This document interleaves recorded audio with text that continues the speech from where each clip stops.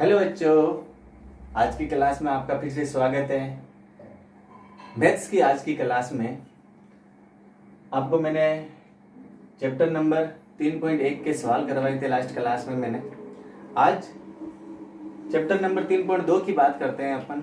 3.2 के अंदर बेटा मैट्रिक्सों को किस प्रकार से जोड़ा जाता है, उनको किस प्रकार से घटाया जाता है, मैट्रिक्सों को किस प्रकार से मल्टीप्लाई किया जाता है, या किसी अदिश राशि से किस प्रकार से आप मल्टीप्लाई करते हो तो उस मैट्रिक्स के ऊपर क्या प्रभाव पड़ेगा, वो सारी चीजें अपन आज जानेंगे। तो मेन बात है, सबसे पहला पॉइंट आपके पास में आता है एडिशन, यानी दो अवयव को आप किस प्रकार से जोड़ सकते हो। कहने का मतलब ये हो गया कि जैसे आपके पास सबसे पहला पॉइंट लेते हैं अपन एडिशन। जैसे ए आपके पास में दिया है AIJ और इसका क्रम दिया गया है M इंटू N, जिसको अपन कोटि बोलते हैं, यानी A की कोटि है M इंटू N। ध्यान रखो, जब भी मैट्रिक्स को जोड़ेंगे तो दोनों की कोटियां बराबर होनी चाहिए, यानी दोनों के क्रम बराबर होने चाहिए। A बराबर AIJ, ये M इंटू N क्रम की है, तो B भी आपके पास में मैंने इसको BIJ लिख दिया, तो ये भी M इंटू N क्रम की होनी चाहिए। अब इन दोनों को अपन ऐड करना चाहते हैं तो A प्लस B ऐड होंगे, ये AIJ M into N plus BIJ M into N, या आप लिख सकते हो A प्लस B बराबर AIJ प्लस BIJ और इनका क्रम हो जाएगा M इंटू N। आपको समझ में आया होगा ये कि I और J आपको पता है, लास्ट क्लास में अपन बता चुके हैं क्या होते हैं ये चीजें। M इंटू N आगे का क्रम, जिसको कोटि भी कह सकते हो आप। दोनों कोटियां, दोनों मैट्रिक्सों की कोटियां बराबर होनी चाहिए, तो आप इस प्रकार से जोड़ सकते हैं। अगर आपके पास में दिया गया है जैसे A बराबर आप लेके चलते हो बेटा A11 A12 A21 A22, और B बराबर आप लेके चलते हो B11 B12 B21 B22। अगर आपके पास में दो अवयव इस प्रकार से दी गई है तो आप इसको कैसे जोड़ोगे? A प्लस B बराबर A11 A12 A21 A22 plus B11 B21 B12 B22। ये तो जोड़ने का क्रम किस प्रकार से होगा, ध्यान रखना।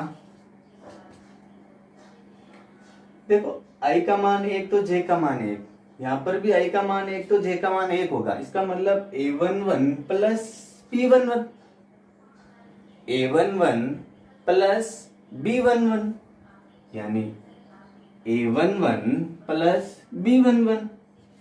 पहला अवयव इस प्रकार से जुड़ेगा A11 प्लस B1। इसी प्रकार से दूसरा दूसरे के साथ में जुड़ेगा A12 प्लस B12।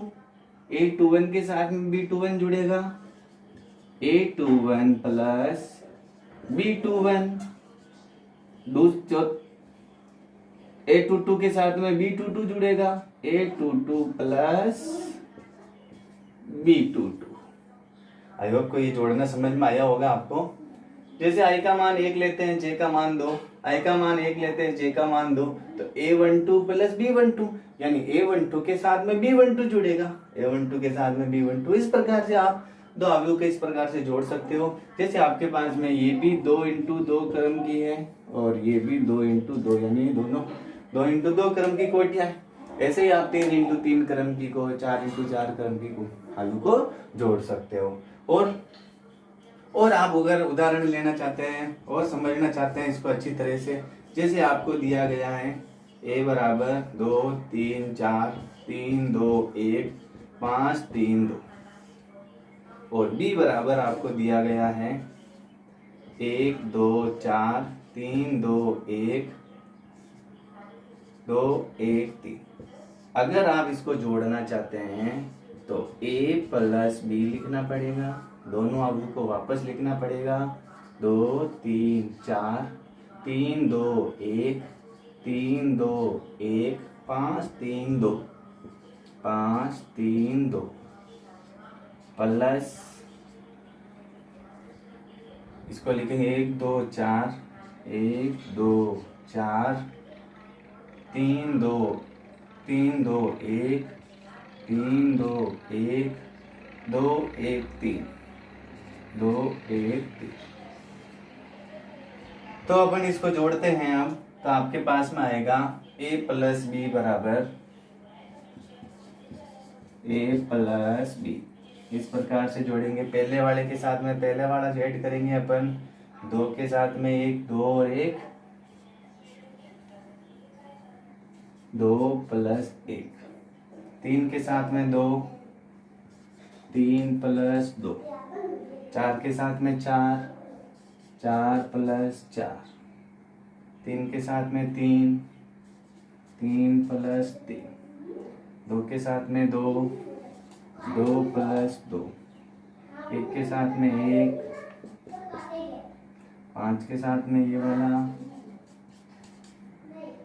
3 के साथ में 1 और 2 के साथ में 3।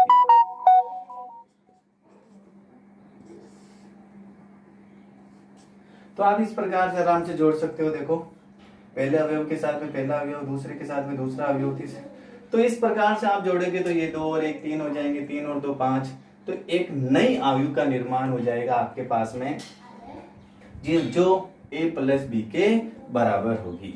किसके बराबर होगी आपके पास में? a प्लस बी के बराबर होगी। तो नई अवयव का निर्माण कर चुके हैं अपन। किस प्रकार से, देखो वापस से,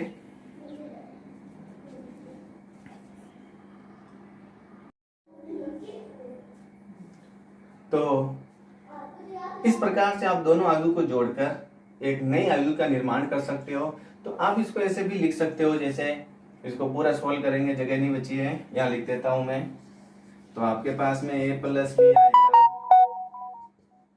2 ने 1 3, 3 2 5, 4 न 4 8, 3 न 3 6, 2 4 2 7 4 5। ये आपकी a प्लस बी एक अवयव हो जाएगी, जो दोनों मैट्रिक्स को a और b को जोड़ने के पश्चात आपको प्राप्त होती है।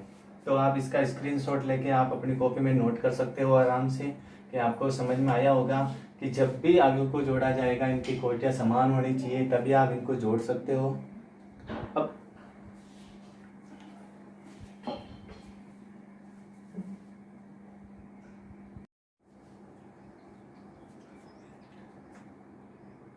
तो दूसरा पॉइंट आता है आपके पास में सब्ट्रैक्शन। जैसे एडिशन किया था, सेम टू सेम सब्ट्रैक्शन है, बस अंतर ये है कि a और b के बीच में अपन माइनस का निशान लेके चलेंगे। अब जैसे a बराबर आपको ये दे रखी है m इंटू n कोटि की है, और b i j दे रखा है, b आपको दे रखा है m इंटू n, दोनों कोटियां समान होगी अपने पास में। a माइनस बी बराबर, पहले यहाँ पर प्लस का था, अब माइनस लगा दिया मैंने, ये दोनों कॉमन हो गए, m इंटू n को कोटि को आप कॉमन लिख सकते हो, क्योंकि एक अवयव का निर्माण होगा नहीं, a माइनस बी जो कहलाएगी अपने पास में। जैसे a बराबर ये था और b बराबर ये था। अब देखो घटाएंगे, जो पहले वाले से पहले अवयव से इसका पहला अवयव घटेगा, दूसरे अवयव से इसका दूसरा अवयव घटेगा, और इसके आपके पास में तीसरे अवयव से तीसरे अवयव घटेगा। तो ये चीज ध्यान रखनी है कि आपके पास में जब माइनस का हो तो माइनस लेके चलना है, और प्लस का हो तो प्लस लेके चलना है। यानी प्लस के टाइम पर अपन दोनों अवयव को जोड़ेंगे, माइनस के टाइम पे दोनों के बीच में साइन लेके चलेंगे अपन प्लस का, सॉरी माइनस का। अब मैं उदाहरण लेके बताता हूँ आपको। जैसे a बराबर आपको दे रखा है 3 4 2 3, और b बराबर आपको दे रखा है 3 2 3 3, ले लेते हैं, 4 ले लिया अपन, चलो ठीक है बेटा। अब मेन बात है, आपको अगर a माइनस बी ज्ञात करना है तो वापस लिखो 3 4 2 3, minus 3 2 3 4, a minus b is equal to हो जाएगा, पहले अभी से पहला घटेगा 3 माइनस 3, 4 माइनस 2, 2 माइनस 3, 3 माइनस 4, तो ये आपके पास में हो जाएगा। तो a माइनस बी आपके पास में आएगा, 3 में से 3 गया तो 0, 4 में से 2 गया तो 2, 2 में से 3 गया -1, 3 में से 4 गया -1। तो ये भी आपके पास में 2 इंटू 2 क्रम की आयु प्राप्त होगी है, जिसको आप 2 इंटू 2 क्रम की कोटि की आयु भी कह सकते हो। तो a माइनस बी आपके पास में आ गया है। इसको ऐसे भी कर सकते हो, इस माइनस को आप अंदर मल्टीप्लाई करके भी कर सकते हो, जैसे मैं बताना चाहता हूँ कि जैसे a माइनस बी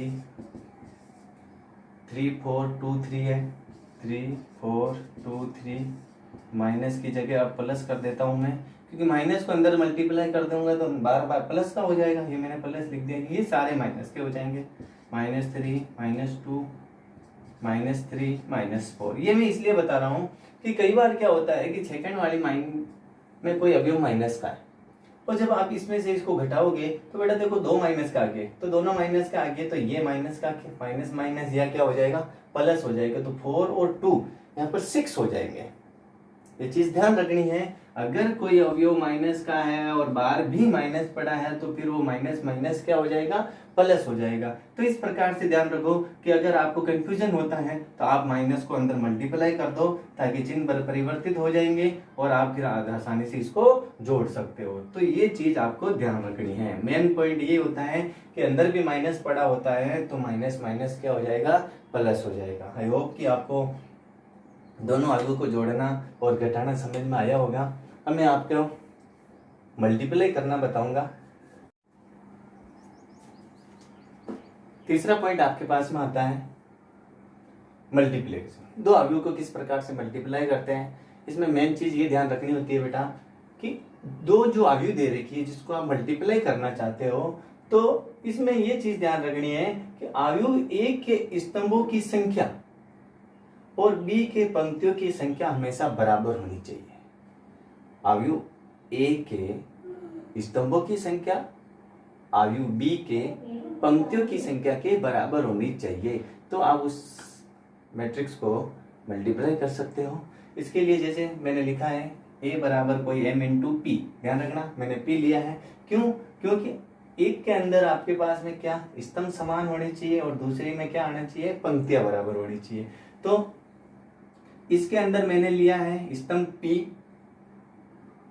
और इसमें लिया है अपन ने पंक्ति p, तो इसका मतलब हो गया इस आव्यूह के स्तंभों की संख्या इस आव्यूह के पंक्तियों की संख्या के बराबर है।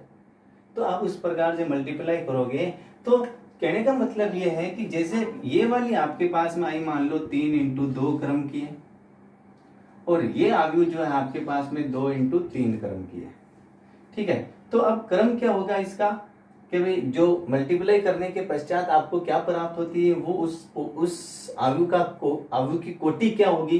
तो ये दो कॉमन है, तो आपके पास में जो नई जो आव्यूह की कोटि प्राप्त होगी वो 3 इंटू 3 क्रम की प्राप्त होगी। ये चीज मैं बताना चाहता हूँ। जैसे मैंने लिखा पहली ए जो आव्यूह है वो m इंटू पी कोटि की है, बी आव्यूह जो है p इंटू n कोटि की है। तो जब दोनों को मल्टीप्लाई करेंगे a और b, तो मल्टीप्लाई को a इंटू बी इस प्रकार से लिखेंगे अपन। तो इसका जो क्रम होगा m into P p into n लिखा अपन ने, तो ये कॉमन चीज हटा देंगे, वो बचेगा क्या m इंटू n, यानी जो नई जो आपके पास में आव्यूह आएगी वो m इंटू n क्रम की आएगी। जैसे मैंने यहाँ पर लिखा कि जैसे पहली आव्यूह 3 इंटू 2 क्रम की है, दूसरी आव्यूह 2 इंटू 3 क्रम की है, तो नई जो आव्यूह आपको प्राप्त होगी वो 3 इंटू 3 क्रम की प्राप्त होगी। और मल्टीप्लाई करने के लिए ध्यान रखो, जैसे मैंने उदाहरण तौर पे लेता हूं a बराबर आपके पास में ले लिया है a11 a12 a21 a22, और b बराबर आपके पास में है, इसमें देखो पहला क्या बोला था, a के स्तंभों की संख्या, स्तंभ कितने हैं इसमें 2 है, तो इसमें पंक्तियां कितनी होनी चाहिए, 2 होनी चाहिए। a11 a12 a13 a21 A22 A23।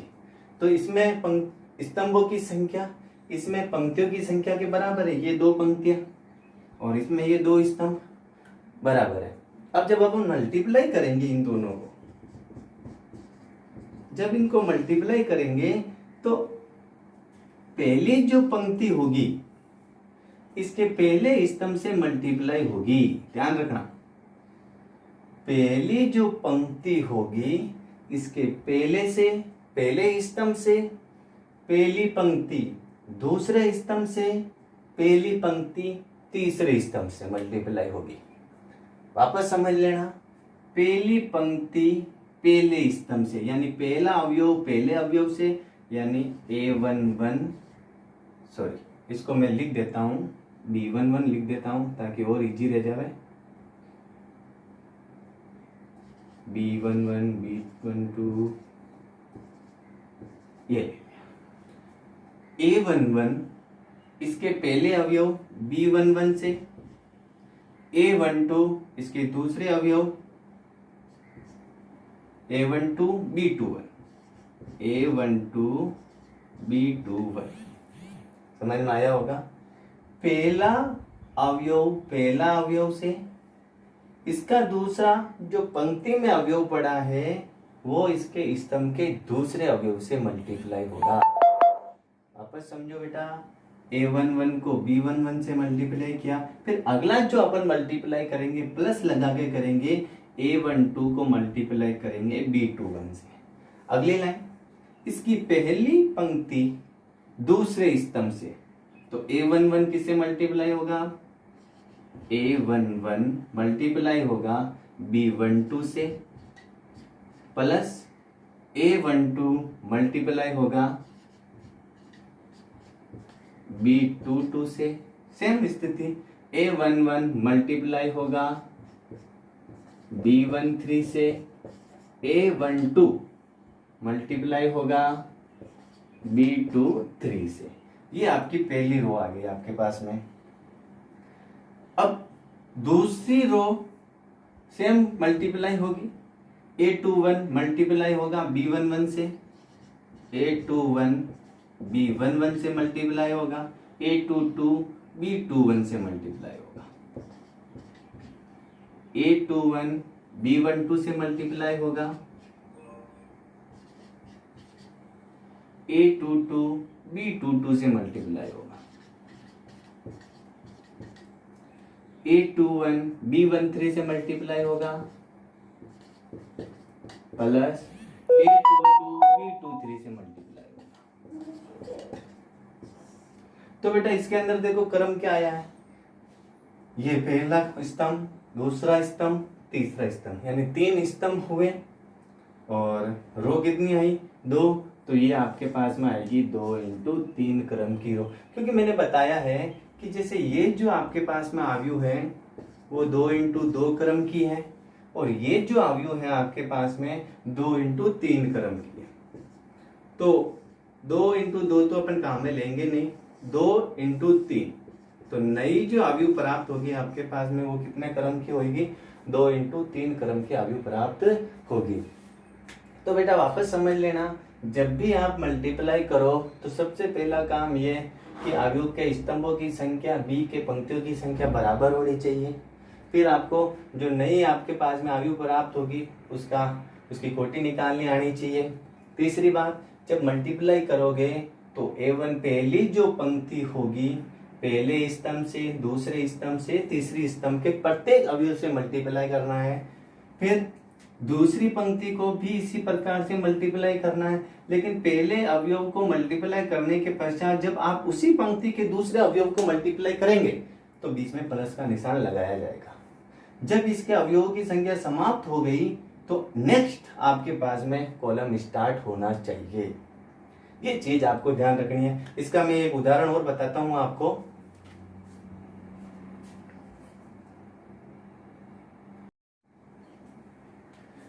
ये आपके पास में दो आव्यूह दी गई है, a बराबर 2 3 4 2, b बराबर -2 -3 1 और 4।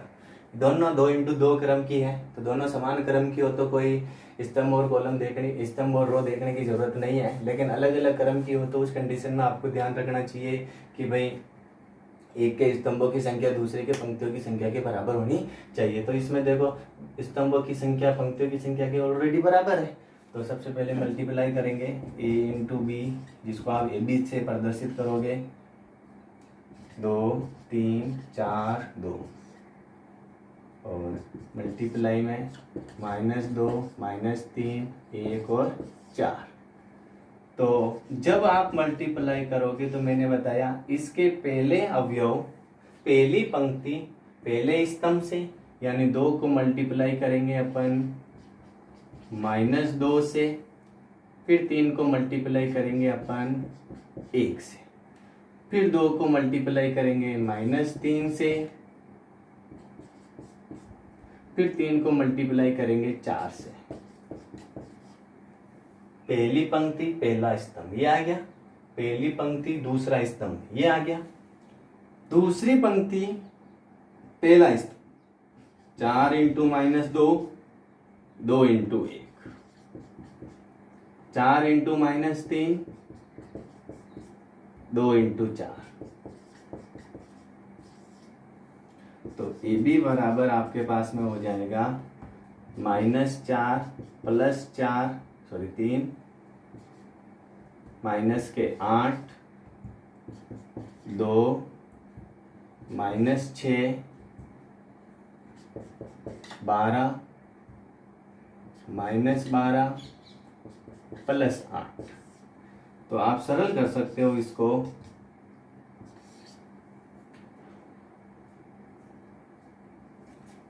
माइनस का 1 6 -6 -4, 12 में से 6 -8 12 में से 8 4। ये आपके पास में 2 × 2 क्रम की एक आयु प्राप्त होगी। तो मल्टीप्लाई करना आपको समझ में आया होगा कि जब भी आप मल्टीप्लाई करोगे तो पहली पंक्ति के पहले स्तंभों को मल्टीप्लाई करेंगे, पहली पंक्ति के दूसरे स्तंभ को मल्टीप्लाई करेंगे, ठीक है। ऐसे 3 आपके पास में एक और स्तंभ होता है तो इसका आगे ऐड होता जाता हूँ। तो ध्यान रखना मल्टीप्लाई करते समय कि पंक्तियों को स्तंभ से मल्टीप्लाई करना आपको आना चाहिए। ये बहुत इंपॉर्टेंट चीज है, एग्जाम में सवाल आता है, 3 नंबर का मल्टीप्लाई का एग्जाम में सवाल आ सकता है। और ये चीज आप जब भी वर्ग ज्ञात करोगे, जैसे a² ज्ञात करना है तो आपको a × a करना पड़ेगा, यानी एक मैट्रिक्स दी गई है उसी को इसी से मल्टीप्लाई करेंगे तब भी आपको मल्टीप्लाई की जरूरत पड़ेगी। इसलिए आपको इसको आराम से पढ़ना है और तसल्ली से पढ़ना है, कहीं भागदौड़ नहीं करनी है। छोटी सी गलती हो गई तो पूरा सवाल गलत हो जाता है इसके अंदर, इसलिए इन सवालों को आपको सावधानी से करना है।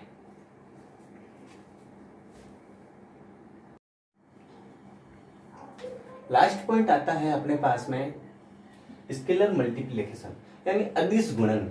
कोई भी आपको पास में मैट्रिक्स दे रखी है और उसको किसी संख्या से मल्टीप्लाई करना है, जैसे 5 से मल्टीप्लाई करना है, -3 से मल्टीप्लाई करना है, या k से मल्टीप्लाई करना है, n से मल्टीप्लाई करना है, तो उस गुणन को क्या बोला जाता है? स्केलर मल्टीप्लिकेशन बोला जाता है। तो अवयव के अंदर जब भी आप मल्टीप्लाई करोगे तो प्रत्येक अवयव मल्टीप्लाई होता है, यानी 5 से गुणा होगा तो मैट्रिक्स का प्रत्येक अवयव 5 गुणा हो जाएगा।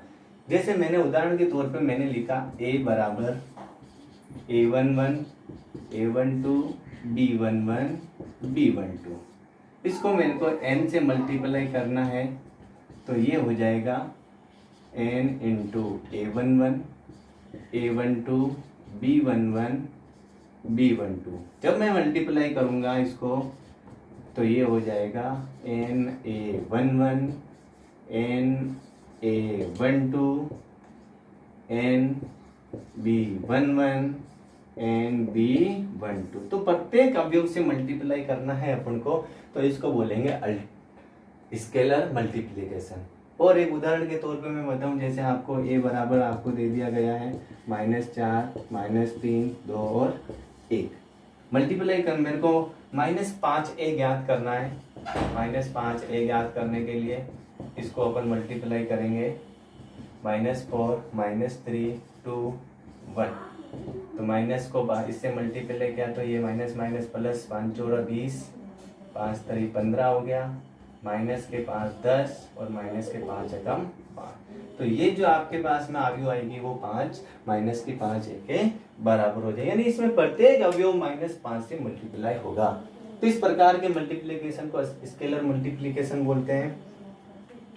तो आज की इस क्लास के अंदर आपको मैंने 4 चीजें बताई। 2 अवयव को जोड़ना, 2 अवयव को घटाना, 2 अवयव को मल्टीप्लाई करना और किसी अदिश राशि से किसी अवयव को मल्टीप्लाई करना। तो आई होप आज की आपको ये वीडियो बहुत पसंद आई होगी और आज जो सवाल करवाए गए आपको समझ में आए होंगे। धन्यवाद।